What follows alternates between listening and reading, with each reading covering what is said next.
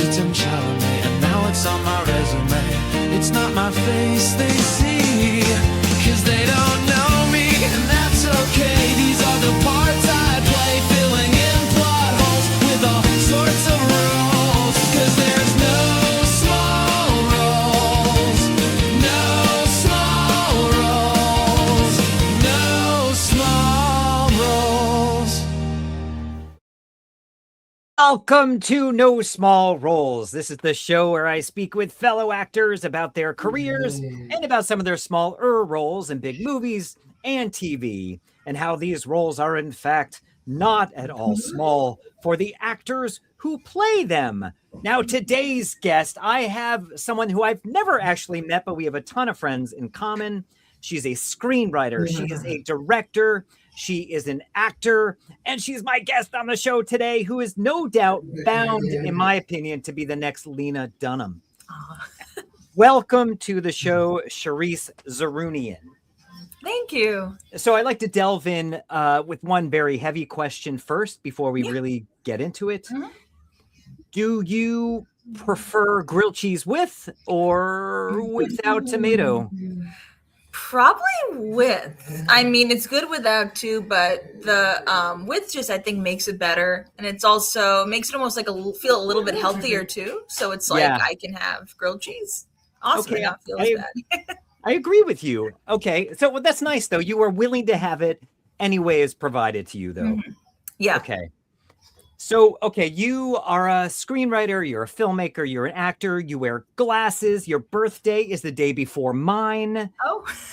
So you're clearly very intelligent. Thank you. So why are you an actor? Well, we're talking intelligence. I think I'm an actor because it's funny. I wanted to be a bunch of different things when I was a kid. And You're still a kid. When I was a much younger kid, I wanted to be a doctor at one point. I wanted to be a nurse. And I was like, I don't think I'm quite cut out for medical or nursing school. Cause like, I know I was like wired for the humanities, I could barely pass chem or any of like my science courses. I'm like, it's maybe best to maybe just lean into like the writing and the English and the things that are like really my strengths and kind of go for that. I did work at a hospital for a little bit though, but I was a tutor for the patients who couldn't go to school because they were sick. So I kind of got a taste of it that way.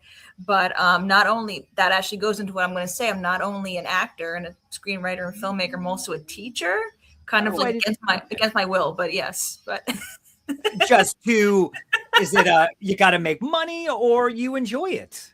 I mean, it's more of I got to make money thing, but I enjoy the kids very much. It's very hard. And I think sometimes parents can be a little whack, but some of them are great. And what are you teaching? Are you like kindergarten or what are you doing? So it's kind of like, it's not like a school. It's like a multi-age, it's an enrichment center where kids go to learn writing and math and things like that. And it's like multi-age classrooms. So like it's by level, like they call it level 2 or level 3, and level 3 could have like 3rd and 4th graders in it or something like that. So kids usually, I want to say this year I have kids that are around like ages 8 through 10 pretty much. Okay. Yeah. I was a kindergarten teacher in Belgium and all my students spoke French and I was not very authoritative. Oh, it was really hard. They were great now that they're adults and they're still my friends on Facebook and stuff. But awesome. I was not a good teacher. Yeah, it takes a lot of, it definitely takes a lot of skill. And like, I'm still learning every day how to, and my next project that I'm doing kind of it takes place at a very dysfunctional school. It's a web series. So that kind of goes into that part of my life as well. So you write what you know. Definitely. Is what they say. So did you as a kid, because you said you'd always sort of, thought about it, but did you do any theater or anything as a kid or any early performance? Oh yeah, I did. When I went to after school when I was in elementary school, and we had a theater club, and we would basically write our own play, and the teacher would like direct it and have us act it out for the rest of the program. And it was great. I really relished it. And I liked that we all got to participate in coming up with the story and the lines. So that was awesome. I always enjoyed that part of it. Yeah. And there was that. And also with my friends, I was just thinking about this today. This is really funny. I used to go hang out with my friends after school, and we came up with this web series called The Psychiatrist, where like one of us would play a psychiatrist, one would play a patient, and the patient would come in with some crazy problem. Like one time it was somebody who was addicted to cheese, and another time one of them was like, one of them like played a baby who was addicted to tequila, like that. I don't know how he came up with that, but it was I'm sure it happens. It was a really funny.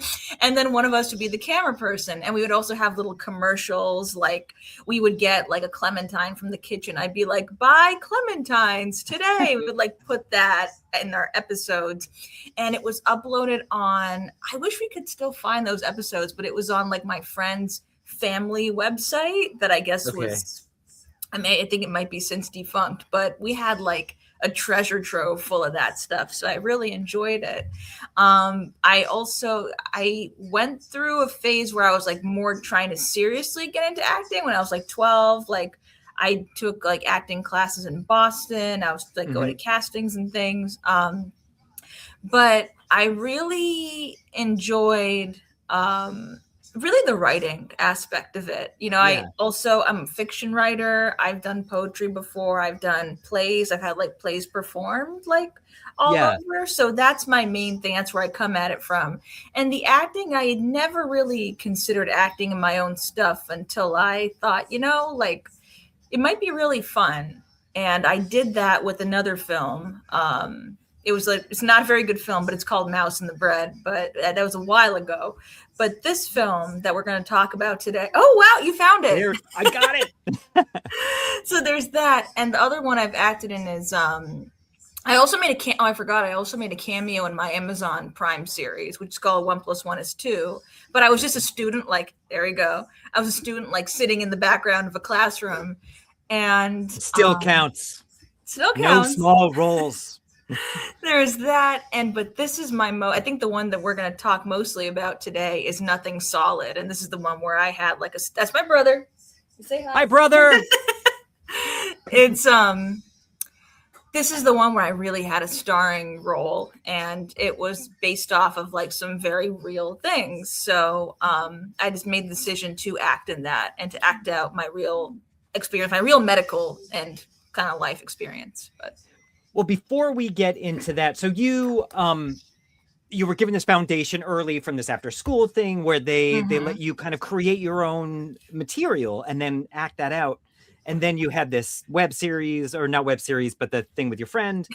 I mean, it sounds like you were given this great foundation, and it seems like that has really inspired you to do what you do now. Would you say, even though we're going to talk about this film that you made that you act in, would you say that acting is something in the forefront, or is that still, you know, something you do to just explore stories that you're telling?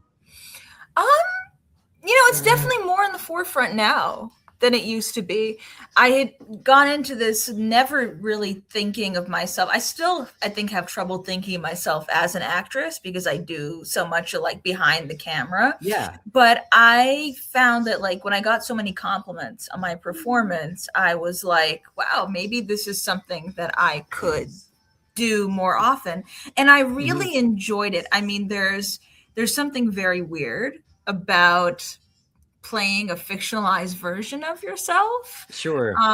And that's probably very different, I imagine, than like me playing a fictional role that I just wrote, like that came up out of my head, as I'm doing with the project I'm working on now. But I just want to keep doing it. Honestly, I like it more and more each time I do it. Now, before we move on, I need to ask you, we have this segment coming up later in the show called The Kiss and Tell. Can you tease in one word what your kiss and tell will be about? Yes, it's hole, HOLE, not like Whole Foods hole, but like as in there was a hole in something and that it wasn't supposed to be there. Okay, like the band Hole, right? Yes. Okay. So acting wasn't necessarily in the forefront. So you start creating things, you do poetry and you're writing and you're directing these other projects. And then you come to this project. Would you say this is you said you did sort of a background role in one of your own films. Have you, before I get into the other one, have you pursued opportunities, because you're in the Boston area, some of the the big studio productions in Boston? Or are you still trying to break into that? Does that even interest you? I hadn't really thought of it. I mean, if somebody I knew, for example, needed help on a film and they needed someone to play a role, or if someone like even that I didn't know made a post saying, I'm looking for female actors of a certain age, like I would definitely be like, yeah, I'd jump into it if they needed it. That's something I'd be open to, but I think maybe because I've been so busy with the behind the camera stuff, it's not really something that I've been prioritizing, but it does cross my mind from time to time. Like, maybe I should. Maybe it'd be something that I would really enjoy. But I applaud you for what you do, because as actors, we have so little control over the trajectory of our careers. And people always say, create, make your own content. And that's, I was a film student, but I never made something. And I'm a little bit older than you, but I still wish I had, or, I guess life's not over yet. I still could. But I applaud you for making these opportunities for yourself. So ultimately, why are you creating these? For film, just for yourself, or what do you want to happen with this? Wow, that's how much time do you have? That's a really complicated question. 4 days. 4 days, great. That's that's awesome.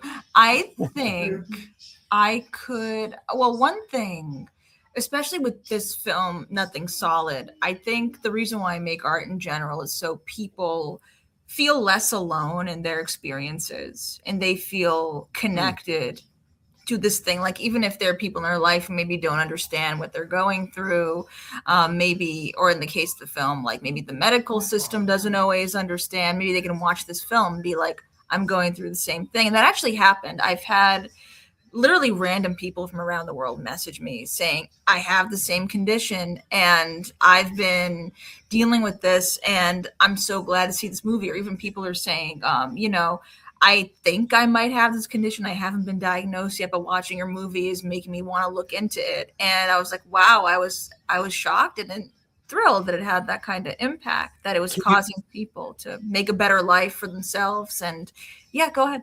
Oh, well, can you tell us, because I don't know is the film officially out? Like, can you tell us what the condition is? Absolutely. You're putting a film, so. Yeah. Well, so the film, I will say it's not officially out. It's on the festival circuit. Okay. It's going to be shown in Luleå, Sweden, in the Luleå International Film Festival. Are you going to go? I'm supposed to go because there's like filmmaker Q&A and like to get an award and stuff. But the thing is, I don't really like to fly, so let's see how I. There's always swimming. There's always swimming. I like swimming. Yeah. I could and do hiking because it's I could pursue that as an option. You should. But there's that, and the condition is something that a lot of people probably have not heard of. It's CVS, like the store, but it stands for less fun. Less fun, yes. I don't even know what the CVS store acronym stands for. I don't know either. That's what we use for our pharmacy. I don't know. Yeah. But it stands for cyclic vomiting syndrome, or cyclical vomiting syndrome is another name that's used for, and it's as fun as it sounds. It sounds no fun. Yeah, it's no fun. No, it's you basically get these episodes where you can throw up a lot, like maybe like I want to say like over 20 times I've had some where it's been like over 20 times, like in a single hour. Like it's been really, really bad. Dangerous. It is. Well, yeah, I've had to go to the hospital for it, and like not admitted. I just went to the ER for like fluids and meds. But that's kind of rare because I have meds that work really well usually to stop it, but sometimes nothing helps. But It can, so I explain it. The reason why it's called like cyclic or cyclical, because it happens on a cycle, and there are periods of wellness in between. Like right now, I'm in a period of wellness. I've been fine for the past 8 days. I've been completely okay. Great.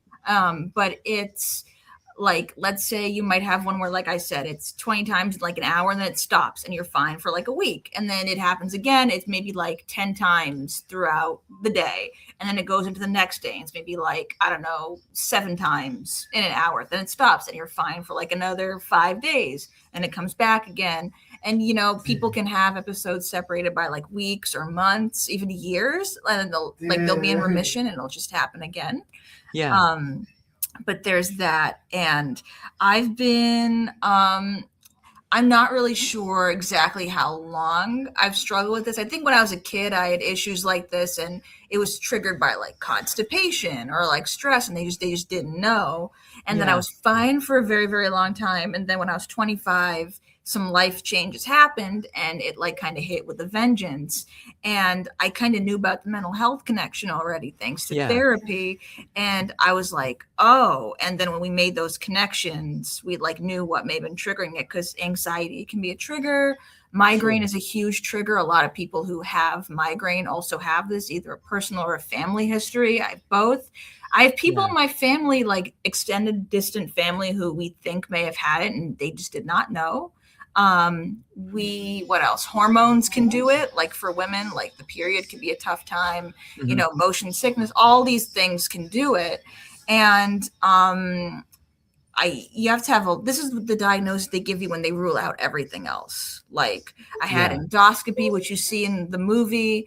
I had a gastric emptying study where you eat like radioactive food, and they see how it goes. I noticed your glow. I was wondering. Radioactive. Oh. There's that. And, you know, I've had all this and it always turns up normal. And that's the thing. So it's really like a neurological condition, but it can be triggered by these like factors as well. Is it common? 2% of people, I've heard. That's I think the official statistic. So that's a lot of people though. Yeah, it is a lot of people. It's considered like, I think it is considered a rare condition. I think if something has a 5% chance or less of happening, it's considered that. Don't quote me. I was pretty bad at statistics, so don't quote me. I was just about to quote you. Now I'm not gonna. All right. Okay. Sorry. That's fine. But that's cool that other people are finding this film, and that you are able to kind of use your own experience to make them know that they're not alone. Right. Which I think is sort of the magic of the arts. Because it's inclusive and it brings you in and makes you, you know, realize like, okay. Yeah. But I'm sorry you suffer through that. That does not sound fun. It's not fun, but I have good medication. It's really helpful. And I can live a pretty normal life other than that. It's just hard sometimes, like to go to work if that ever strikes. But luckily I like where I am right now, people notice I'm in an office. I'm not at home, but I'm in so one of the jobs I do is I'm with my brother. I take care of him. He has a disability. That's why you saw him. He was just chilling, walking around. Yeah. He, you know, my family's pretty understanding about it. It's just hard because when you have someone who depends on you, but you're not feeling well yourself, it's really hard. Oh, I imagine. And so sometimes I have to like, I don't know, like I get this chair and like another chair, I'll like have to make a little bed and like rest or something like that. Or I will have to, you know, it was like really hard to eat on those days. Like I don't eat lunch or something like that. So it's really tough to handle that. And it's just, I don't know, it does feel sometimes that like, the disease kind of takes its toll on all these other areas of your life, and it's hard to manage. And it sounds like also these other aspects of your life can influence the disease or the condition as well. Yeah, and that's the vicious cycle. And the movie shows that as well. So we see like the character's family life and work life. And it is a comedy. I don't want people to think it's like a doom and gloom sadness thing. Well, that's why I said Lena Dunham, because her stuff deals with serious subjects, but it's got a very comical Woody Allen in his better years sort of vibe to it. And that's what I found. I obviously didn't have enough time to watch your whole film, but what I saw kind of threw me back to Woody Allen and to Lena Dunham.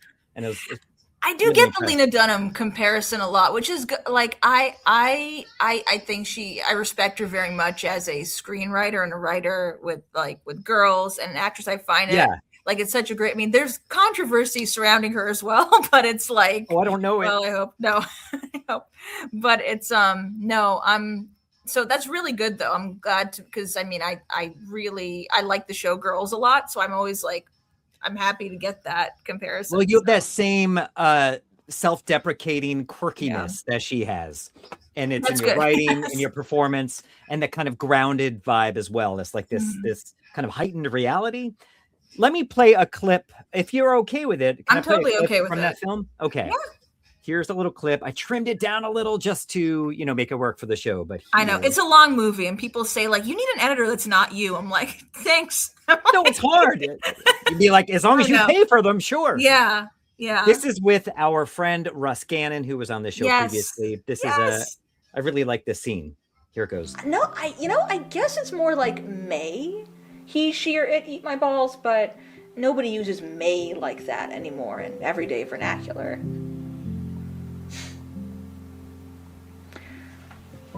That sounded unnecessarily critical. Like him. Exactly.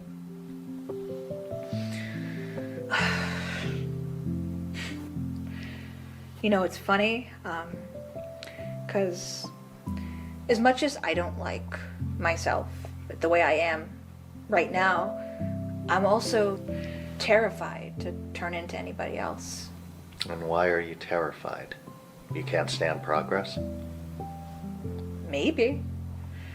I mean, the destination is whatever. I just don't like the journey. Sure. You might do something wrong along the way. Or you might get halfway through and find it's not what you thought it might be. I'm already at that point.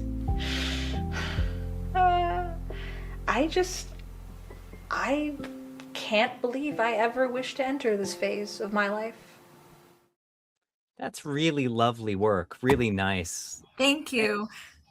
And with Russ there too, did you find that it helped? Because obviously Russ has been at this for a while. Mm-hmm. He's considerably older than both of us. No, he's the same age as me.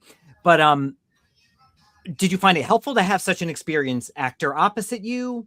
Because we always talk about, you're only as good as your scene partner. Did that help? Yeah, I mean, I love Russ. We met because of another my Amazon Prime show, which he was in. And so I wasn't acting in that. Yes, in 1 + 1 is 2. I wasn't in that with him as a scene partner, but I was directing him, and we got along great. Like, he's a great guy. He's very professional.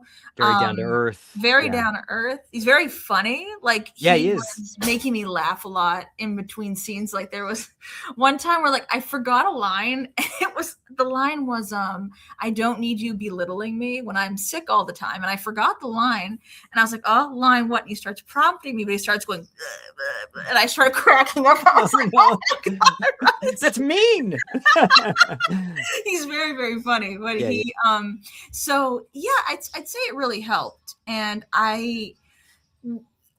what he has said when we've done interviews together about the movie, when he's been asked about how he got into the role, and he said, in there were scenes where I felt like I really was helping you. Like, I felt like I actually was in that role, and I was concerned for you and your well-being, like, not only as a character, but as a person. And I know that he, because we're friends in real life, and I know that he kind of knows about some of the stuff I've been through. So, and he's very caring in those situations. Mm-hmm. So he definitely, I think, brought some of that to his role. Like, so I don't even know if it was all acting for him or for me, because there were some times where I really was feeling like upset about something or something, or I was really in a bad place, and I was acting in that, well, not acting, but like I was bringing that to the performance. So I think we both, you were in it. That seems ideal. That's what we want to be able to do. Did you find it cathartic to, kind of share this with the world when doing it? Did you find it helped you as a person through doing your art? Oh yeah. It definitely did. It helped me feel less ashamed, most Sure. definitely. Because I think if someone like on paper, if they look at it, they might think like, yeah, that's an embarrassing problem or that's like a shameful problem. It really does feel that way sometimes. But I made this movie and I was like, yeah, well, I put a comedic spin on it and it was something real. And when I shared it, I was kind of afraid of like the reception. I thought, maybe it would be like, why are you putting this out there? Why are you sensationalizing this? But a lot of people were very empathetic about it. They said like, oh, I know someone who has this, or I have this myself. So it really helped. There were some trolls though. The Today Show article, like all the troll, well, there are a lot of trolls. There'll always be trolls. Oh yeah. We live in troll land now. And it wasn't even trolling the movie. It was trolling me as a person, basically saying this is not real. Like this is a fake thing. You know, you're just like, stop smoking weed, stop doing all that, like all this stuff. Like, and it's just, it really, really got to me. But I can laugh at it now. Like I can take some of these comments and I can like screen cap them and like put something like snarky and funny as my Instagram story to like point it out now. So I think I almost became stronger through this experience as well. So yeah, and when you have people approaching you or reaching out to you saying, you know, it really meant something to me that you shared this story, which is very much like my own, that's got to make you see beyond all the trolls. Yeah, no, it really does. It really outweighs, the benefits that I get from it really outweigh any of that other stuff. So I try to compartmentalize it and like focus on what the goal is to help as many people as possible. So given, this is going to film festivals, and what do you think is your next step? What would you like either to happen with this project? Would you want to make it into a bigger, higher financed project? Or would you want to, do you have ideas for your next thing? What do you think? I mean, I don't know. I'm not the kind of person who does like a lot of sequels or things like that. I feel like once something is done, it's done. But if someone gave me the chance to remake it, maybe I would like, I wonder if okay. All right. Sorry. No problem. Yeah, he's just going to the bathroom. But that's important. But I don't know. I feel like it would. I've thought about like what happens to the character after. I was like, maybe it would be good for an audience to see like where she went in her life and how she progressed with her recovery. Did it get worse? Did it get better? So that may be really something to think about.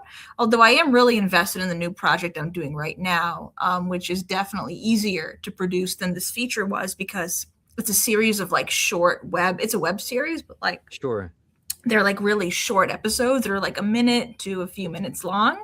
So that's just much less strain on me. It's more financially feasible. So I think I'll focus on that. But if there's enough demand, like I'm not ruling out making a sequel to it. So I can't believe you made a feature though. It's like it's like an hour and 47 minutes or something like that. Like that is so impressive. Thank you. Okay, so you put this out there, but are you like, okay, I want to make more films, or I really want to get more into the acting? What if you had to make a choice? They're both hanging over the edge of a cliff, and you have to let one fall to its death. Which one do you save? I mean, if it's a matter of letting one fall over a cliff, I guess I would have to be team films. I really like being like the brains behind something and like making it like kind of creating the world. That's a big thing for me. But acting, I would definitely like if the stakes weren't like letting one fall off a cliff. Yeah, I'd want to still pursue it even more. Wait, so you are killing actor Sharisse and letting director writer Sharisse survive? Is this correct? I mean, it's like Sophie's choice here. Oh, that's horrible. I know. All right. It's okay. But I would like to. No, I would. I would definitely. I would. I would like to still pursue more acting. You should. Definitely. You're so unique. So I think you could land some opportunities. I think you should pursue it. Obviously, realistically, because it is so challenging for most actors. but throw yourself out there, and if you get some opportunities, why not take them? And they can give you money to pay for making your own projects. Yeah, that would be great. I mean, I have, like, if anybody's watching this and they see the film and they see me and they're like, oh, I might want this person, I'm like, all right, come hit me up, because I'm down to be in anything. So you shared an unlisted link with me, so I figured that's not something you're sharing with people. So how do people come across this movie? So this is where it gets complicated. So it's unlisted right now because of festivals, because that's what I thought. Yeah, so okay. People can ask me, and I can send it to them. You have you have a YouTube channel? I do, but that video is unlisted on it. But it's like it's not. There's some random videos on there that I made like several years ago. I never really picked it up again, but I might now that like more people want to have access to this. So it's just my name, just Sharisse Zeroonian. And so if people did want to reach out to you, would that be through Instagram, or where would people find you? Probably Instagram. That's my drug of choice right now. That's the thing I'm on most often. Yeah, me too. It's at I have 2 accounts. The one for the movie is at Nothing Solid Movie, just one word. Okay. And the one for my personal is Mediterranean _homesick _blues, like the Bob Dylan song, but the Bob Dylan song Subterranean Homesick Blues, but I don't know that song. I've never been a big Bob Dylan guy, but I should be, because I know he's amazing. As a writer, yeah. I mean, okay. That's what I tell people, though. It's funny because when people say like sometimes even about my own stuff, like, oh, the writing is great, but like the sound sucks and this sucks. I'm like, okay, but like, do you listen to Bob Dylan like for his voice? Like, no. So like you can appreciate like the artistic value of something without like criticizing the tech stuff all the time. But like, that's what I was seeing in there, is that it was easy through the performances and the writing and your vulnerability and your humor that you brought to it. It was easy to see beyond any of the obviously budgetary quirks of the filmmaking. Yeah, that's that the sound was really tough. I mean, just because we were filming in like, I think like, I don't know, 16, 17 different locations, but like there's HVAC and like they couldn't turn off the HVAC. It's so hard. We were at BU filming one of the therapy scenes. It's funny because when Russ's character, Dr. Miller, when he said, oh, I'm changing offices because I'm moving. Like the reason for why that wasn't supposed to be in the script. We did that because Leslie, where we were filming like the old office scenes, they started making us like pay a lot of money to use the space. And I was like, okay, well, we can't. And then I called BU and I was like, can we film in this one building? They were like, yeah, nobody cares. So we did that. And we couldn't get into a classroom. At first we were in the hallway. We like took 2 chairs into the hallway and we were right next to the elevator. So every like 2 minutes, ding, ding, oh my God. So that'd be so hard. A lot of the editing quirks that are in that, it's me editing around the ding, ding. Oh, ding. I'm sure. That was tough. So if you ask Russ, he will not remember that day fondly, but I don't know if you notice, I put, because I made some chops in there just to kind of tighten it up for this interview. I put some music under there to kind of cover the edits. That works sometimes too. Yeah. Because I used to edit demo reels, so I did stuff like that all the time. I do, yeah. The thing, it's funny because I love music so much, but like I feel like I don't put it I'm careful about like how much to put in my films. Like I had my for my Amazon Prime, somebody else edited it, and they did a great job for like the first episode. But there's a lot of music in it to the point where I'm like, dude, it's not a music video. Like, what's and it's trying to make you and you get like makes you think a certain way about a scene where you just want the scene to talk for itself.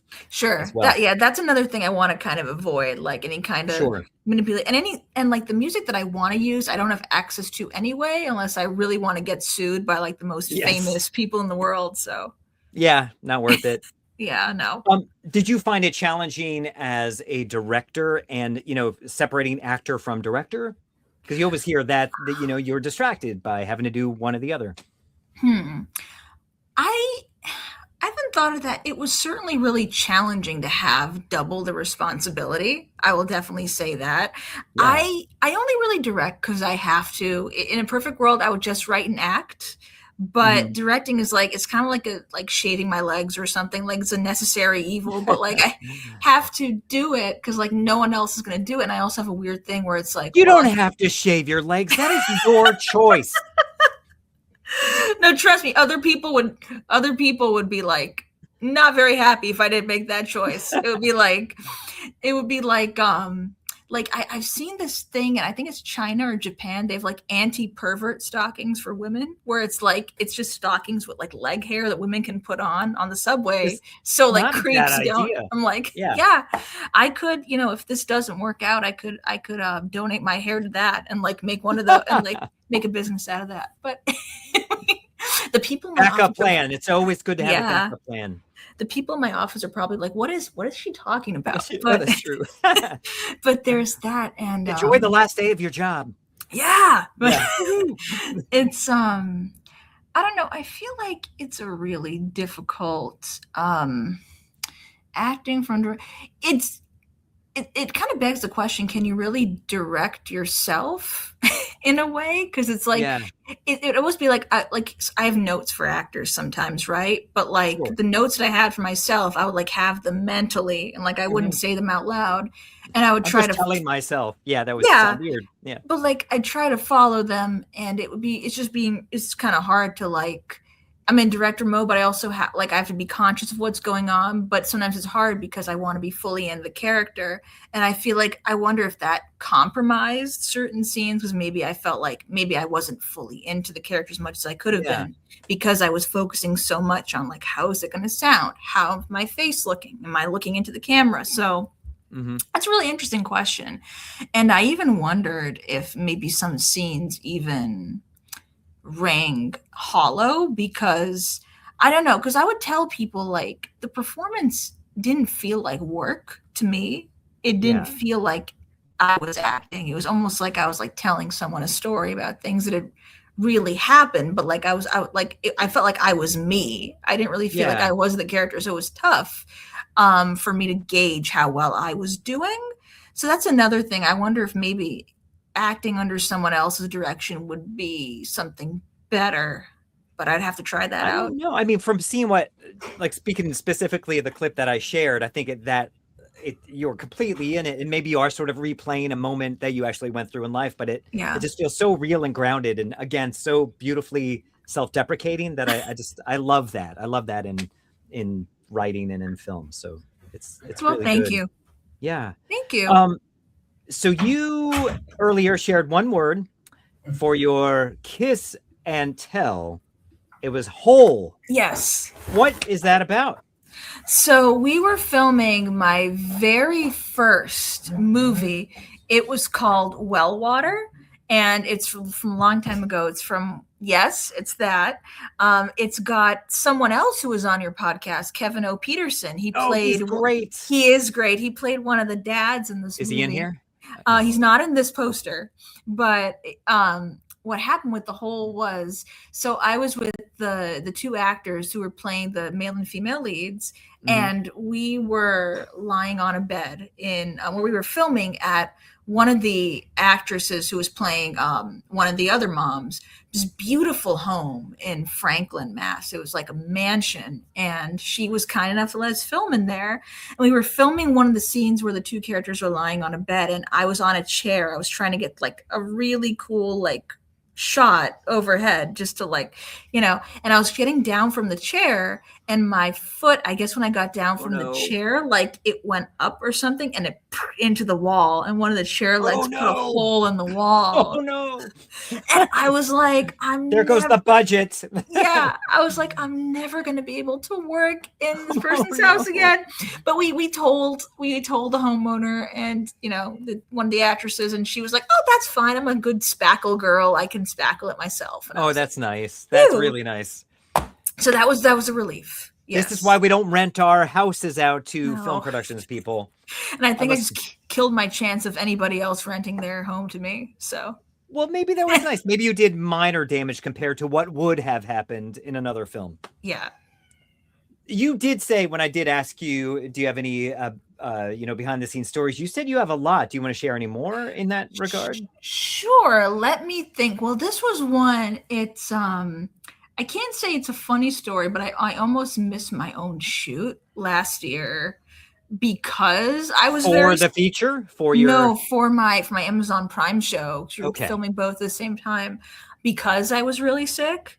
I almost missed a shoot, and I was on my. It was like a bad. Sometimes it's funny because it doesn't happen that much anymore, but sometimes film shoots I think used to be triggering for like my symptoms because of how like stressful it was, and it's also a very for everyone, yeah. Yeah, there's that, but also, and this is I've talked about this on like I go on Instagram like story rants sometimes, but when I have a really hard time with executive function, or rather executive dysfunction, and like keeping organized and like prioritizing tasks and like not losing things and forgetting things, and I feel like that is on full display whenever I have to do a shoot. So it's like I know something is going to happen and people are going to get mad or frustrated at me, but I feel like it's not in my control. I think that's a whole like a thing for me. But you're in charge of so much, especially on a lower budget project. You're in charge of everything. It's all on you. So I can imagine it does that to you.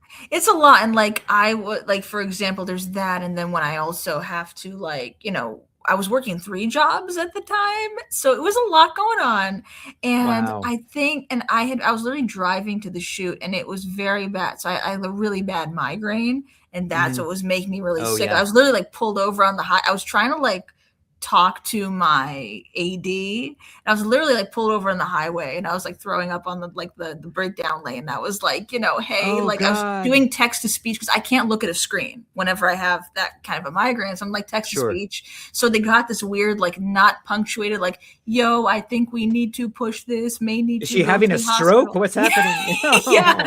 So I was like sitting in the emergency room waiting, and I was like, do we need to push the shoot? Because they're already at the location. And I was like, do we push the shoot or do we send these people home? I don't want to send them home.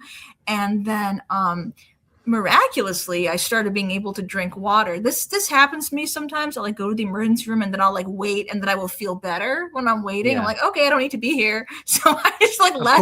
I was like, okay, like, so I just left, and I arrived there in one piece, and I wasn't like 100%, but I still kind of did my job and pushed through. And you don't have debt at the hospital because you left before they saw you. Yeah. So that's tough. So there's that. And what else happened? I have, what else? I just want to ask you, how long did it take you to make the feature? Because I imagine you had to do that weekends after weekends for a long time. It took about a year. Okay. It took about a year because I was broke for a while, so we couldn't film. So understandable. Yeah, it's a lot. Yeah, there's that. It took so it took a year, and I can't remember if we had to I think we had to reshoot one scene, but other than that, it was it because of Russ? Yeah. No, yeah. Don't tell Russ. No, it wasn't. It was it was I think it had to do with like something happened with somebody who was helping us out. There's like an issue with their camera, and it just didn't turn out very well. But we've had issues with we had a couple of like fights on that set, not with Russ, but like with other people. So it was a little bit tense a couple times. Yeah. But and then that's tough. That's what else? I had a time where I've had kids on set who have misbehaved before. Like one kid gave a little girl an Indian burn, like before we were gonna go, and like the mom wasn't like doing anything to discipline him.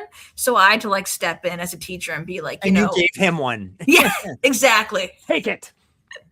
and I was basically like, if you cannot keep your, other people safe, be safe with your body, that you cannot be on the set. And you finally stop. I'm like, okay, that's what your mom should have told you. Like, there's that. One time I got my period when I was filming, and I had to leave the set. And nobody knew where I went because I had to go get pads. This is super embarrassing. But this film is totally like nature. That's what it's totally about. On. And they were like, where did Sharisse go? And everybody's like texting each other. I'm like, sorry guys. Like, periods sound really annoying. My wife gets them too. What? Yeah. No, they are. Yeah, sorry. But those are some of the crazy. I have some fun stories too. Like one time, It was a couple days before my birthday on a set, and Before our birthday. Before our birthday, and you know Louise Mara. Yes, I James, do. yeah. So she brought me a cake. So we had like a little party, and she got me a really nice necklace that I still have. So it was like a little party for me on the set. That's so sweet. That's great. Yeah. Do you have any advice for up and coming actors or filmmakers? I mean, I would say everyone should make their own content, but do you have any advice for anything? I would say don't wait. And it's funny because people say like wait until you like have the things you want. It's like, yeah, but it's usually the money. That's the fear. It's definitely, and I totally get it, but I would say you don't need a crazy amount of money to make a beautiful, impactful piece of work. Like when I went to college, I had a film professor who like went out of his way to show us like some, early indies with like that had Greta Gerwig as a very young actress in them. For example, like when she was just, helping out her friends as an actress and no one really knew who she was. And like, some films like Hannah Takes the Stairs or like Nights and Weekends and things like that. House of the Devil. Yeah. Yeah, she's good in that. And it's, and these were films that were made on a shoestring budget, but like they had a lot of substance and they had a message. And like, if you have a story to tell, I would say, I'll let you in on a secret. Some of the scenes in Nothing Solid were shot with an iPhone, like especially towards the end. Cause like they're amazing. Thanks. Yeah. So I tell people you can use what you have, to tell the story you want to tell. And, don't listen when people doubt you or when they say like, oh, like you're too young, you're too old, you're too this, you're too that. It's like, and don't listen to that voice in your own head talking yourself out of it too. No, exactly. And I would say, I guess for actors, something I like to tell actors that acting is like a brownie. It's best when it's a little bit underdone. I'd say it's better. Too. Yeah, cookies. And I'd say it's better to be like, I would much rather have another actor underact a little bit than like totally overact and go like, I know it comes from like feeling like you're under pressure to be performative or whatever, but like unless you're on a stage where that's called for, film is different. I would say kind of do maybe like a little less than what you think. And then, cause like, you want to make it more true to life. And so I would say definitely that. And almost trust what you're doing is actually there. Because sometimes you're like, I don't think they can see it, but we can see it as the audience. Definitely. And I mean, a lot of times, I don't know, I feel like I don't have a lot of good acting advice to give because some of the stuff I do is intuitive. Like, for example, when I tell actors imagine that you're like, if I want them to go to a certain place, like in their mind, like there was one scene from my Amazon Prime show where a character was confronted about a lie that she told, and she was kind of playing it kind of sassy at first. And I said to her, I'm like, you're not confident in this moment. You're a 10-year-old whose mom just caught her lying about doing her homework or stealing a cookie from the cookie jar. Like think of that moment from your childhood and how it felt to be there and like bring that person to the set. And I did it and it like changed the performance and it was really, really good. So that's a thing. I like to have people like think of a time in their life and where they were, like a specific memory, and really go into that to channel something. And I do that too. Yeah. So me too. Yeah. Use a piece of yourself or use your own experience and memories or whatnot. That's great advice. Do you have this could have come out in your stories, but a most cherished moment on set as an actor or as a director or filmmaker? Oh man, I have so many. I mean, just say it was working with Russ. I was going to say that. And I really loved my scenes with Russ for this movie. They're great.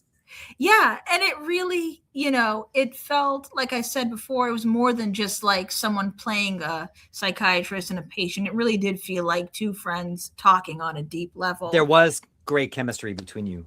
Yeah. In there. And yeah, I feel that too. So there was that. I also liked I just had a really good shoot like 2-3 days ago, actually in my apartment for my newest web series.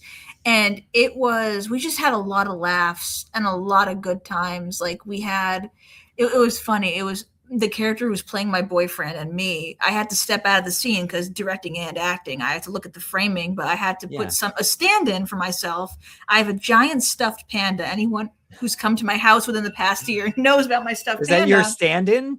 That was my stand-in. We put it in and we said like Kung Fu Panda, the deleted scenes. We were like making jokes about like shooting a porno with the panda, and we were just laughing and having a great time. And it kind of took away my anxiety about like having to make this a shoot where I was always, being perfect as a director and on top of my game and like hyper organized and not letting it kind of took away some of that feeling of, okay, they're mad at me. They don't want to work with me. They think I'm like scatterbrained, but it kind of reinforced that like, oh, this is something that I should be enjoying. So yeah, it was good. So I'd say anytime I've made friends, I always leave the set with a few friends anytime I'm on, it's really good to get to know. It's like a family. Yeah. It's really awesome. And I love that. So I really love that aspect of it. And it's interesting because I'm not, since I'm a writer, I'm not a natural collaborator like at all. I like to work solo mostly, but yeah, I'm just surprised at how much I really enjoy having, a big group of people around and like making it not just work, but also some like a real bonding experience. And just a shout out to our friends that have done or do stand-in work. You are not easily replaceable by a stuffed animal. That's right. It was budgetary concerns. And it was your apartment, Yeah, we'll give him a credit too. Yeah. So. Oh, you should. What's his name? Yeah. Cookie the Panda. That's a good name. Oh, good job, Cookie. Do you have, before you hop onto set as writer, director, actor, whatever, do you have any hocus pocus, anything you do to get in the zone, to have good luck in your day on set or anything? Take your medication. Yes, take my medication. I definitely do that. But I definitely say I try to be kind to myself. The day before, I try to not put myself through any unnecessary stress so it doesn't compound somehow.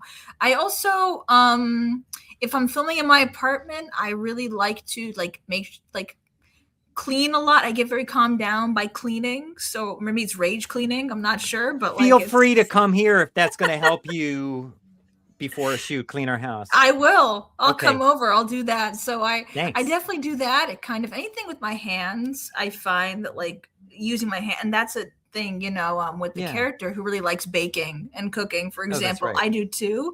And it's more of like, it's not as much an eating thing for me as I like to like use like utensils and cook. Like just having my hand do something kind of helps me calm down and calm my mind a lot. It takes your head off of the impending tasks. Yes. Is there anything before I let you go, anything you want to talk about you didn't get a chance to talk about, or anything you want to promote or tell us where to, anything? Yeah, well, I gave the 2 Instagrams, but my third is for my web series, which is just Inconsistent Effort. One word. That's what the web series is. We only have 1 little episode out now, but we're going to keep releasing them on a rolling basis. So, yes. And that's on Instagram as well, Inconsistent Effort? Yes. Okay. I'm going to write these down. So we have Inconsistent Effort, and then we have your own, which is what again? Mediterranean _ homesick _ blues. Mediterranean's a hard word to spell. I forgot how to spell it sometimes, so I got to look at my own handle. I'm just going to write quick notes on it. Homesick Blues? Yes. Okay, that's right, because it's Bob Dylan. And the last is the name of the film. Nothing Solid Movie. Nothing Solid Movie. And I'll put these up on the screen so people can see. So everyone, keep an eye out at film festivals for your projects, and anyone who wants to hire her as an actress or actor, reach out to her through Instagram. Thank you so much for your time. This has been really... Thank you so much. This was really fun. No, it's really cool getting to meet you. And hang on for 1 second. Goodbye, everyone else. Like, share, tell your friends, and hire her. Okay, these are the parts I